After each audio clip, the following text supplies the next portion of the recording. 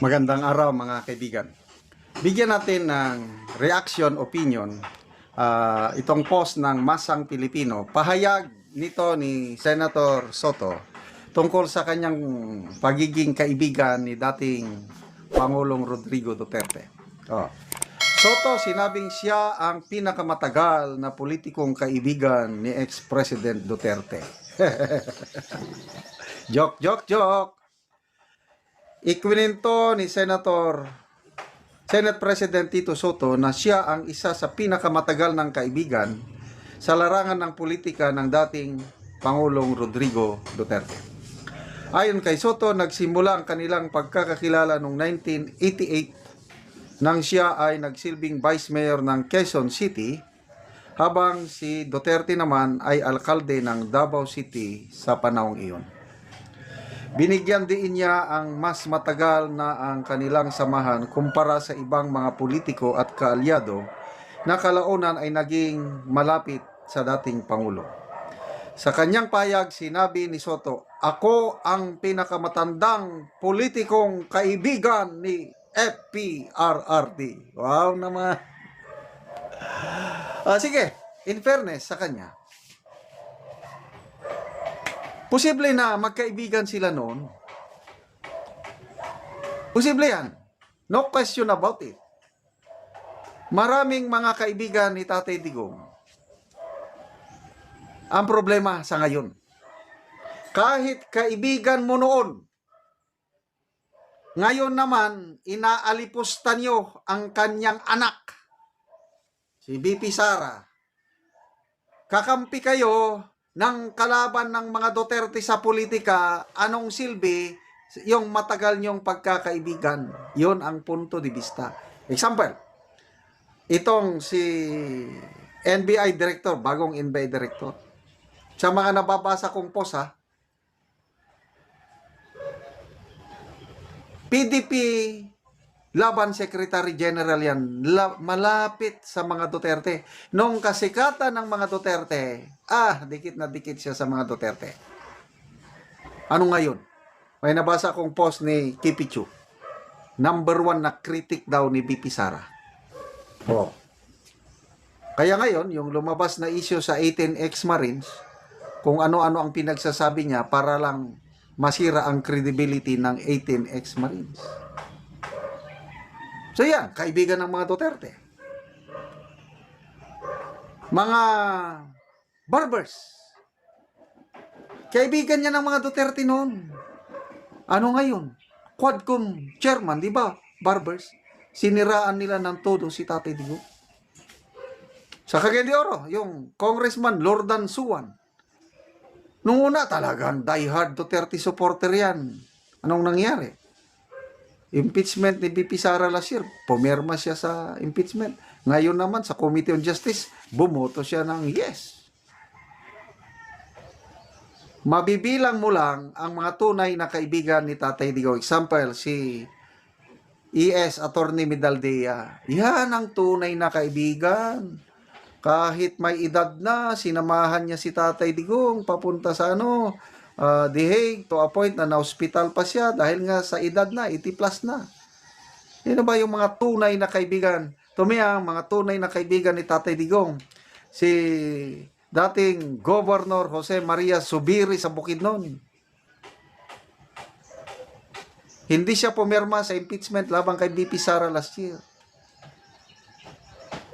Ano pa? Mabibilang mo lang sa kamay. Yan, sina Attorney Roque, Attorney Panelo, Attorney Silvestre Bello, yung 6 na abogado na pumunta sa ICC noong confirmation of charges.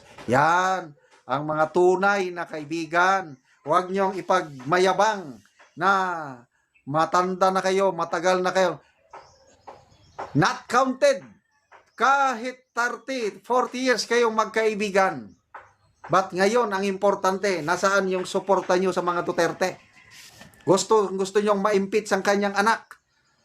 Ang perception ng taong bayan is kasama nyo, tinatawag na tuta ni Romualdez. Huwag na kayong magmayabang. na pinakamatandang kaibigan kayo ni Tatay Digong namin. Not counted kayo ngayon. Ang counted ngayon yung millions of ordinary people na nagmamahal kay Tatay Digong.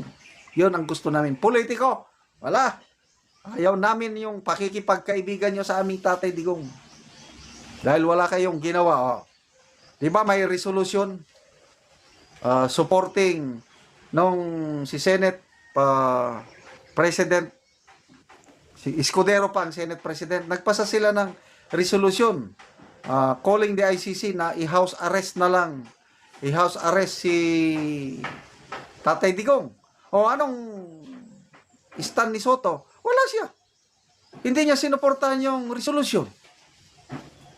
Ano? Tapos ipagmamayabang pa na pinakamatandang kaibigan siya ng ating Tatay Digong. Wag na. Senator Soto, hindi namin kailangan ang pakikipagkaibigan mo kay Tatay Digong namin sa mga Duterte. Yes, totoo. Kaibigan ka man noon, ba't ngayon hindi na? Kaibigan.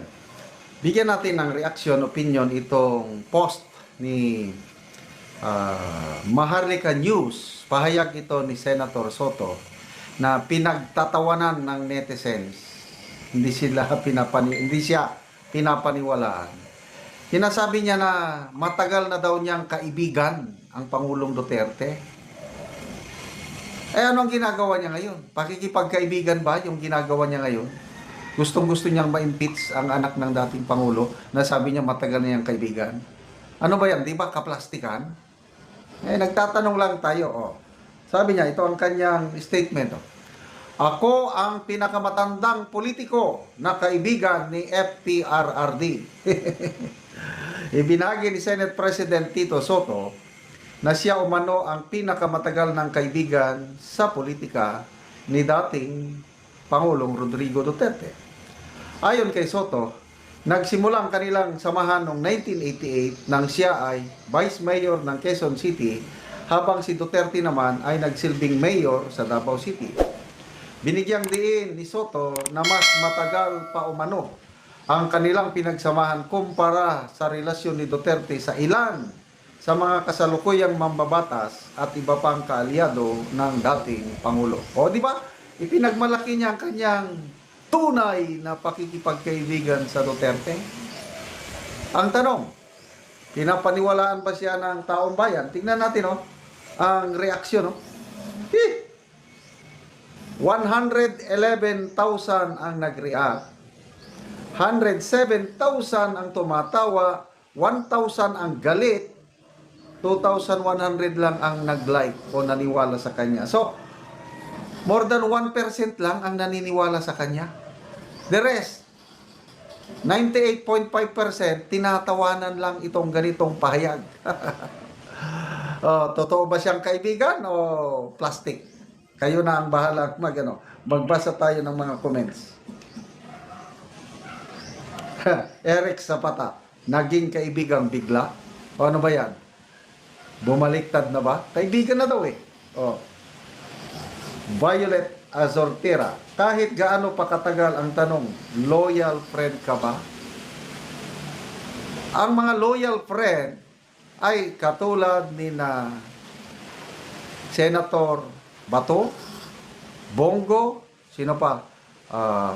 Yung mga abogado niyang pumunta sa ICC, sa confirmation of charges, yung 6 na abogado, yun ang mga tunay na kaibigan. Loyal talaga. Etong si Soto, siguro kaibigan noon, ngayon hindi na. Kanino kampi si Soto? Di ba kay Martin? Di ba kay PBBM? Sino ang nag-group effort para ikulong si Tatay Digong natin sa ICC? Di ba itong administrasyong ito? Kaibigan pa ba ni Soto ang mga Duterte? I don't know sa inyo. Ako, tingin ko hindi na. Louie Antipala. Sir, sa edad mo ngayon at sa edad na naabot mo sa buhay, malaking blessing yan.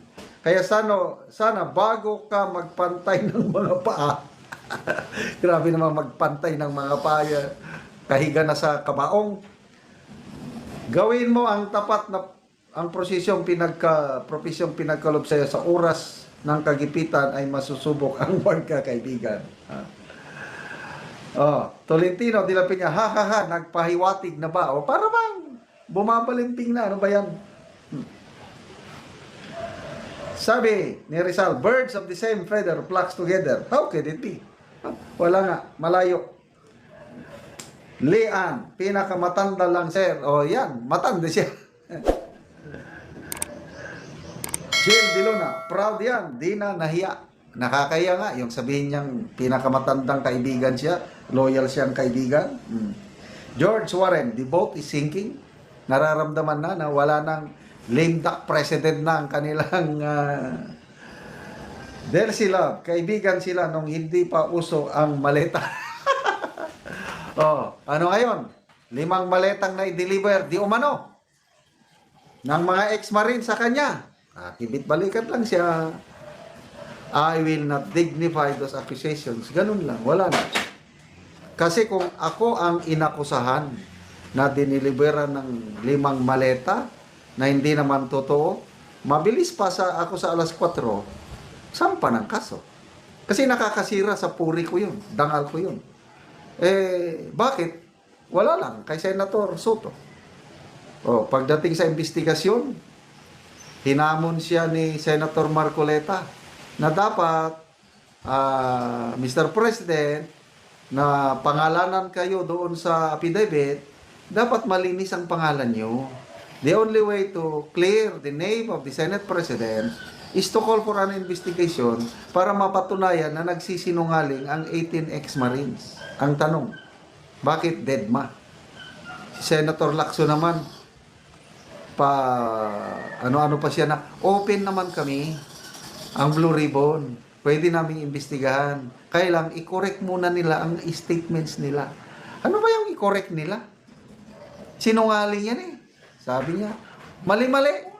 Di patunayan niyang mali sa pamamagitan sa investigasyon para mapahiya ang mga ex-Marines. Tapos mamaya pwedeng kasuhan.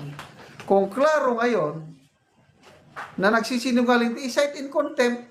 Sabi nga ni Senator Marcoleta, patawag natin sila. Kasi sa committee, may kakayahan tayo na mapatunayan kung nagsasabi ng totoo, hindi. Kung nagsisinungaling, cite in contempt, kulong.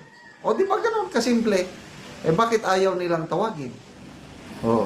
Tapos ngayon, pag mamayabang pa, loyal friend daw siya ng mga Duterte. Tell it to the Marines. Kaming mga DDS, Honorable Senator Soto, hindi kami naniniwala na kaibigan mo ang mga Duterte kasi atat na atat ka maimpit sa aming minamahal na BP Sara. Salamat mga kaibigan.